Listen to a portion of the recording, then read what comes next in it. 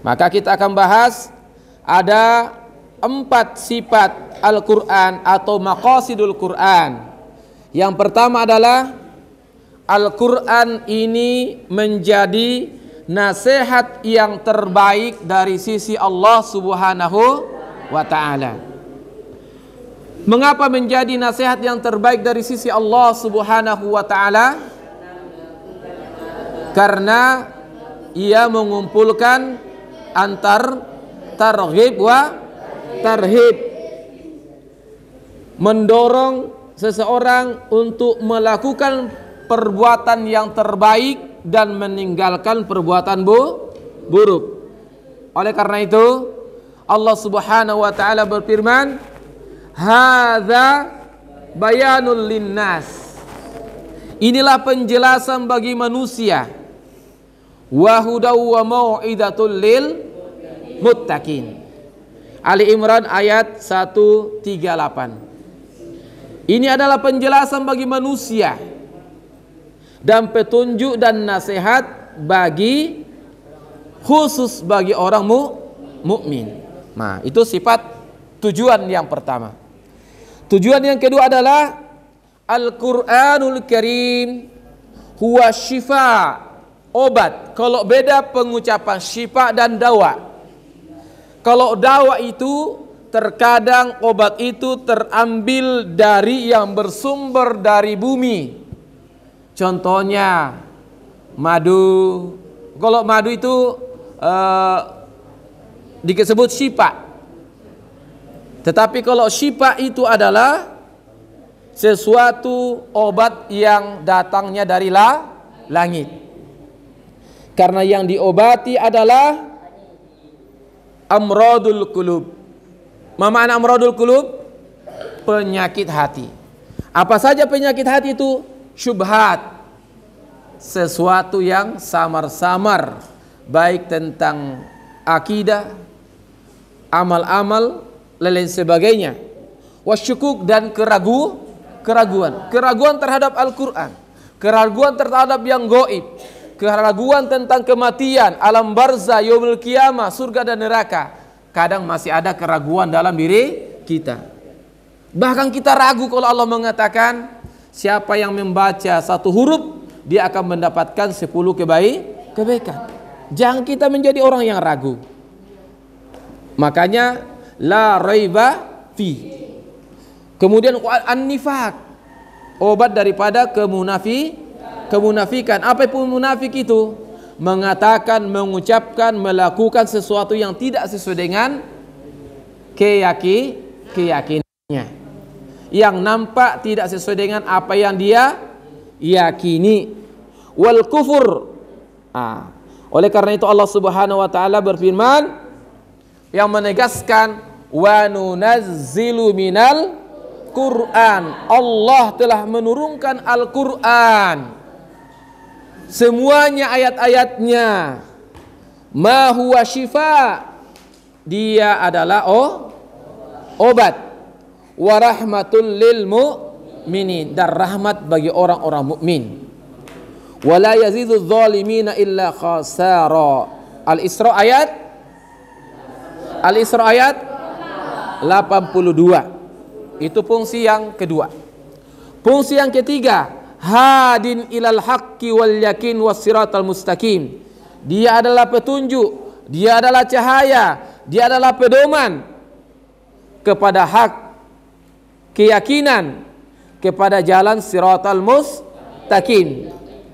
Al muhaqqiqu li sa'adatid dunya wal akhirah, yang mewujudkan kesenangan, kenikmatan dunia dan akhirat.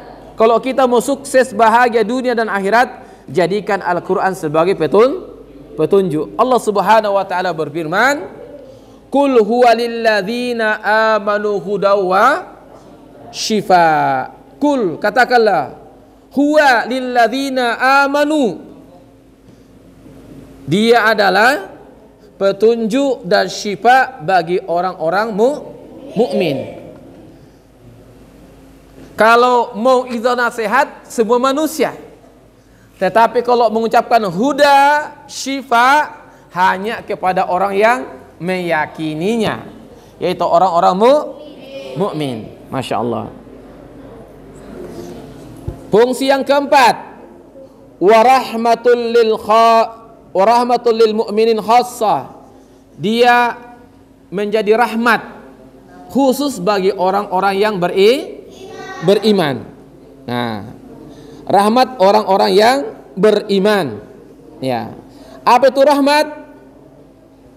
Yanjihum minadh dhulumatid dhalala ila nuril iman.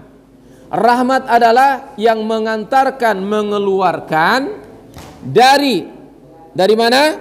Kesesatan kepada nur cahaya iman. Kemudian yanjihim minan niran, menjauhkan, menghalangi dirinya dari pantaskan seyogyanya, semestinya ia masuk neraka. Tetapi karena rahmat Allah Subhanahu wa taala, yarfahu ila darajatid jannah, mengantarkan dia kepada derajat surga. Dan ini khusus bagi orang-orang beriman. Karena kalau kita sudah mendapatkan 4 ini yang ada dalam Al-Qur'an, maka Allah Subhanahu wa taala berkata kepada Rasulullah, kul bifadlillah, katakanlah dengan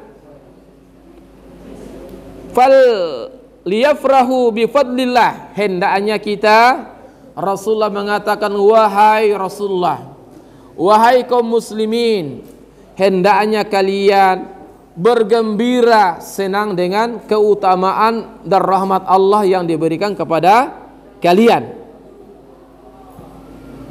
Apa itu rahmat di sini? Ada yang mengatakan adalah fadlullah adalah Al-Qur'an. Ada yang mengatakan ada fadlullah apa itu? Al-Qur'an. Rahmat apa itu? Anja'alakum min ahlihi. Ada mengatakan fadlullah adalah Al-Qur'an. Wa rahmatuhu adalah menjadikan kalian ahlul Qur'an. Jika kita sudah menjadi ahlul Quran, maka hendaknya kita menjadi manusia yang paling gembira.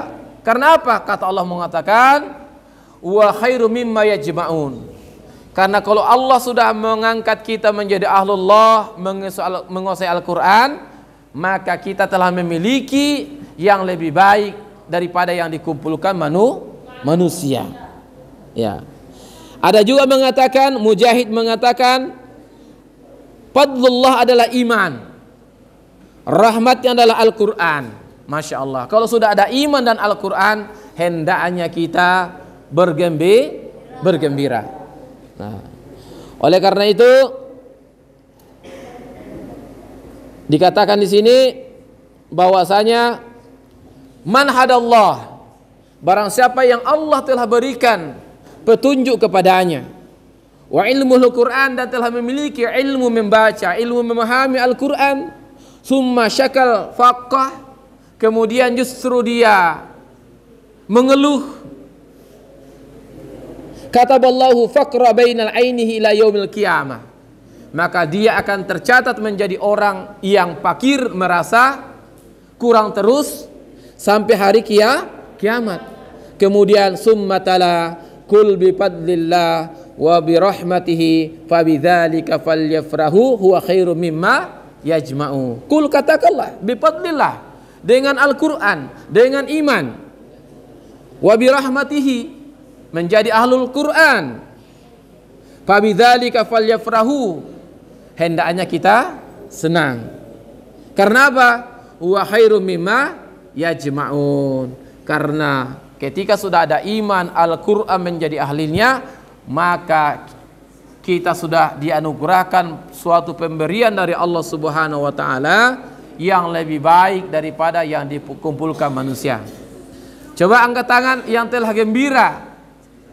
Gembira mau pulang atau gembira telah diberikan Al-Quran? Angkat tangan yang gembira mau pulang. Angkat tangan yang gembira karena Allah telah mengumpulkan Al-Quran dalam dirinya. Angkat tangan. Masya Allah. Berarti Anda dan kita semua telah menjadi orang-orang yang mengamalkan surat Yunus ayat 57 dan 58. Demikianlah, semoga bermanfaat. Assalamualaikum warahmatullahi wabarakatuh.